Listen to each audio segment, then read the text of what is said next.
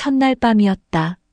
집안 곳곳은 여전히 이삿짐 박스들로 어수선했고 새 아파트 특유의 페인트 냄새가 가구 사이로 배어나왔다. 나는 싱크대에 물을 받아놓고 그릇을 정리하다가 잠시 숨을 고르려 했는데 바로 그 순간 쿵 하고 천장에서 묵직한 소리가 울려 퍼졌다. 단순한 생활 소리라 넘길 수도 있었지만 어쩐지 낯설고 불길했다. 이어서 또다시 쿵쿵하는 발소리가 일정한 간격으로 들려왔고 마치 위에서 누군가가 집 안 구조를 확인하며 걸어 다니는 듯했다. 그때 현관 초인종이 길게 울렸다. 삑소리가 복도 끝까지 퍼지고 현관문 아래로 빛이 스며들었다. 순간 심장이 쿵 하고 내려앉았다. 문을 열기 전부터 나는 이미 이상한 예감을 느꼈다. 문틈으로 스친 그림자, 바닥에 놓인 커다란 박스, 그리고 매트 위에 가지런히 정리된 신발 한 켤레. 그 굴곡진 구두의 윤곽은 나에게 너무나 익숙한 것이었다. 설마 이게 현실일까? 문을 여는 순간 예감은 그대로 사실이 됐다. 시어머니였다. 그녀는 오랜만에 만난 가족을 대하듯 환하게 웃으며 이제 가까이 살아서 챙겨주려고 한다고 태연하게 말했다. 하지만 내 속은 이미 얼어붙고 있었다. 그 말이 곧 간섭의 시작이라는 것을 나는 본능적으로 알고 있었기 때문이다. 그날 이후 집은 더 이상 나와 남편만의 공간이 아니었다. 위층에서 들려오는 발소리, 의자 끄는 소리, 심지어 전화통화까지 내 귀에 고스란히 내려왔다. 그 소리 하나하나가 마치 여기 있다라는 신호처럼 느껴졌고 하루의 리듬은 점점 무너져 갔다. 다음 날 아침 시어머니는 이삿짐 정리가 끝나기도 전에 우리 집으로 내려왔다. 집안을 한 바퀴 둘러본 그는 소파 위치가 너무 벽 쪽에 붙어 있다며 움직이라고 하고 식탁은 창가와 각도를 맞춰야 한다고 지적했다. 커튼은 색이 탁해 보인다며 바꾸는 게 낫겠다고 덧붙였다. 나는 억지 미소로 맞장구 쳤지만 속으로는 가슴이 조여왔다. 남편에게 하소연했지만 돌아온 대답은 늘 똑같았다. 엄마니까 이해하자. 다 너 잘 되라고 그러시는 거잖아. 이해라는 말 뒤에 숨어버린 그의 태도는 오히려 내 마음을 더 답답하게 만들었다. 시어머니의 관심은 단순한 배려가 아니라 점점 내 삶을 빼앗아가는 통제로 변하고 있었으니까. 며칠 뒤 시어머니는 은근히 집 열쇠를 복사해달라 했다. 이유는 간단했다. 혹시 급한 일이 생기면 바로 들어와 도와주려고. 하지만 그 한마디가 내 등에 소름을 돋게 만들었다. 열쇠는 단순한 쇳조각이 아니다. 그건 경계와 사생활의 상징이다. 나는 애써 웃으며 급할 땐 연락 주시면 된다고 돌려 말했지만 시어머니의 눈빛은 이미 내가 언젠가 갖게 될 권리를 말하고 있었다. 밤이 깊을수록 상황은 더 선명해졌다. 위층 발소리가 점점 규칙적인 리듬을 띠더니 새벽에도 한 번씩 울렸다. 나는 잠결에도 그 소리에 귀가 쫑긋해지고 심장이 괜히 두근거렸다. 마치 내 일상 전부가 위층의 발자국에 맞춰 조율되는 기분이었다. 그날 밤 나는 마음속으로 다짐했다. 이제부터 모든 걸 기록으로 남기자. 말로는 흘려보낼 수 있지만 기록은 증거가 된다. 도움이라는 이름으로 스며드는 간섭을 정확한 숫자와 문장으로 되돌려줄 시간이었다. 그 다짐을 하며 노트북을 켰을 때 위층에서 또 한 번 발소리가 들려왔다. 이번에는 이전보다 훨씬 천천히 마치 일부러 내게 들리라고 밟는 것처럼. 나는 노트 첫 줄에 이렇게 적었다. 오늘 시어머니가 위층으로 이사 왔다. 이 집의 첫날 밤 내 삶의 경계선도 함께 시험대에 올랐다. 위층에 시어머니가 들어온 지 보름쯤 지났을 무렵 나는 이미 작은 일기장을 2권이나 채워버렸다. 그 안에는 날짜와 시간, 위층에서 내려온 발소리, 예고 없는 방문, 그리고 대화 중 흘러나온 한마디 한마디가 빼곡히 적혀 있었다. 남들이 보기에 사소해 보일 수도 있는 것들이었지만 내겐 숨을 고르게 해주는 유일한 방법이었다. 기록하지 않으면 내가 미쳐버릴 것만 같았다. 남편은 여전히 회피했다. 늦은 밤 야근을 마치고 들어와서는 내 일기장을 힐끔 보며 고개를 저었다. 당신 너무 예민하게 굴지 마. 엄마가 일부러 그러는 건 아니잖아. 하지만 나는 알았다. 일부러가 아니라는 게 더 무서운 법이라는 것을. 무심한 발언이 쌓여 벽처럼 내 앞을 막고 그 벽은 나를 점점 고립시켰다. 시어머니의 간섭은 점점 더 구체적이고 노골적으로 변해갔다.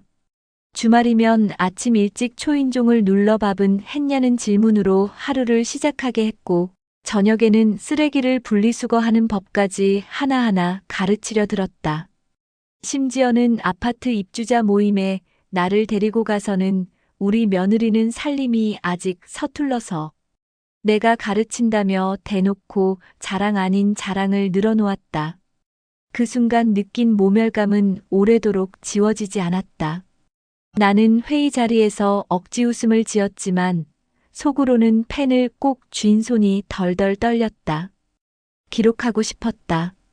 단순히 종이에 적는 게 아니라 모든 사람 앞에서 모든 소리가 남는 공간에 그 순간을 새겨넣고 싶었다. 그날 밤 나는 작은 녹음기를 하나 샀다. 이제 내 기록은 글을 넘어 목소리까지 담기게 되었다. 며칠 후 상황은 더욱 심각해졌다. 위층에서 무언가 공사를 하는 듯한 소음이 몇 시간씩 이어졌다. 관리실에 문의하자 시어머니가 부엌 구조를 조금 바꾸려는 작업을 했다는 사실을 알게 됐다. 그러나 문제는 따로 있었다. 바로 그 공사로 인해 우리 집 천장에서 작은 물자국이 번져 나왔다는 것이다. 나는 사진을 찍어 두었고 그 증거를 일기장 속에 고스란히 붙여 넣었다. 남편에게 보여주었지만 그는 또 한 번 고개를 숙였다. 엄마한테 말해볼게. 아마 금방 해결해 주실 거야. 하지만 나는 확신했다. 이 문제는 해결이 아니라 시작일 뿐이라는 것을. 며칠 뒤 시어머니는 우리 집에 내려와 당당하게 말했다. 이 집은 내가 불편하지 않으라고 내가 직접 손본 거야. 고맙다고 해야지. 왜 그렇게 예민하게 구니? 그 말에 내 안에 무언가가 와르르 무너져 내렸다. 고마움이라니. 내가 원치 않은 손길을, 내 공간의 균형을 흔들어 놓은 걸 어떻게 감사라는 이름으로 감당해야 한단 말인가. 나는 그날 밤 일기장에 단호한 글씨로 이렇게 적었다. 도움은 감사일 수 있지만 강요는 침해다. 오늘 나는 처음으로 경계선을 넘었다는 두려움을 기록한다. 그러던 어느 날 입주자 회의가 다시 열렸다. 이번에는 공용시설 사용 규칙이 안건이었다. 나는 조용히 뒷자리에 앉아 있었는데 시어머니가 갑자기 손을 번쩍 들더니 나를 가리켰다. 우리 며느리는 아직 아파트 생활 규칙을 잘 몰라서요. 제가 대신 챙깁니다. 뭐든 저한테 물어보세요. 순간 회의장 안의 시선이 한꺼번에 나에게 꽂혔다. 얼굴이 화끈거렸고 숨이 막혔다. 그때 내 가방 속 녹음기의 빨간 불빛이 은은히 빛나고 있었다. 나는 순간 깨달았다. 이제는 침묵으로 버틸 수 있는 단계가 아니라는 것을. 집에 돌아오자마자 나는 USB 하나를 꺼내 녹음 파일과 사진, 일기장 일부를 정리하기 시작했다. 시어머니의 말과 행동을 증거로 바꿔야 할 시간이 다가오고 있었다. 그날 밤 천장에서 또다시 발소리가 울렸다. 이전보다 더 무겁고 더 느리고 더 의도적인 소리였다. 나는 눈을 감고 생각했다. 이 소리는 곧 경고가 아니라 증거가 될 것이다. 그리고 일기장 마지막 장에 이렇게 적었다. 나는 침묵을 기록으로 바꾸기로 했다. 침묵은 언젠가 잊히지만 기록은 영원히 남는다. 입주자 회의 날 나는 긴 호흡으로 준비된 USB를 가방 속에 넣었다. 그 작은 은빛 조각이 내 지난 몇 달의 고통과 기록을 온전히 담고 있다는 사실에 손끝이 묘하게 떨렸다. 숨을 고르고 회의실 문을 열자 이미 사람들로 가득 찬 자리에서 시어머니의 목소리가 먼저 나를 맞았다. 우리 며느리는 아직 젊어서 아파트 생활이 뭔지 잘 몰라요. 제가 다 챙기고 있습니다. 관리비부터 생활 규칙까지요. 아휴, 요즘 젊은 사람들은 참. 그 순간 나는 더 이상 참을 수 없었다. 자리에서 일어나 조용히 앞으로 걸어 나갔다. 회의실의 시선이 한꺼번에 나를 따라 움직였다. 마이크를 잡은 손이 차갑게 떨렸지만 목소리는 오히려 더 또렷했다. 말씀 감사합니다. 하지만 오늘은 제가 준비한 자료를 공유해야 할 것 같습니다. 스크린이 켜지고 USB 속 파일이 화면에 떠올랐다. 거기엔 날짜와 시간별로 정리된 소음 기록, 시어머니의 발언이 고스란히 담긴 녹음, 위층 공사로 생긴 우리 집 천장 누수 사진이 차례로 이어졌다. 사람들의 얼굴이 차례로 굳어갔고 회의실은 숨소리조차 무겁게 내려앉았다. 저는 그동안 침묵했습니다. 하지만 침묵은 이해가 아니라 방임이었습니다. 가족이라는 이름으로, 도움이라는 명분으로 제 삶은 조금씩 침해당했습니다. 오늘 저는 이 기록을 통해 말씀드립니다. 제 집은 제 삶을 지키는 공간입니다. 누구도 허락 없이 경계를 넘을 수 없습니다. 시어머니는 자리에서 벌떡 일어났다. 얼굴이 벌개져 반박하려 했지만 곧 스피커에서 흘러나온 자기 목소리에 말문이 막혔다. 열쇠는 하나 받아두는 게 좋지 않겠니? 내 집은 곧 내 집이야. 사람들의 웅성거림이 파도처럼 번졌다. 그 순간 의외의 목소리가 회의실을 울렸다. 이만하면 됐다. 시아버지였다. 그는 느릿하게 일어나 회의장을 둘러본 뒤 차분히 내 쪽을 바라보았다. 그동안 내가 너무 방관했지. 며느리 말이 옳다. 집은 누구보다 주인이 지켜야 한다. 체면 때문에, 관습 때문에 아이의 삶을 흔드는 건 우리 책임이다. 시어머니의 눈빛이 흔들렸다. 체면으로 무장했던 얼굴이 한순간 빈 껍데기처럼 허물어졌다. 회의가 끝나고 집으로 돌아오는 길 나는 복도 불빛 아래에서 잠시 발걸음을 멈췄다. 위층으로 이어진 계단은 여전히 그 자리에 있었지만 발소리는 더 이상 내려오지 않았다. 조용했다. 그 조용함 속에서 나는 처음으로 내 집의 공기가 내 편이라는 걸 느꼈다. 며칠 뒤 시어머니는 결국 다른 동으로 이사를 갔다. 떠나는 날 현관 앞에 놓인 구두 한 켤레를 보며 나는 길게 숨을 내쉬었다.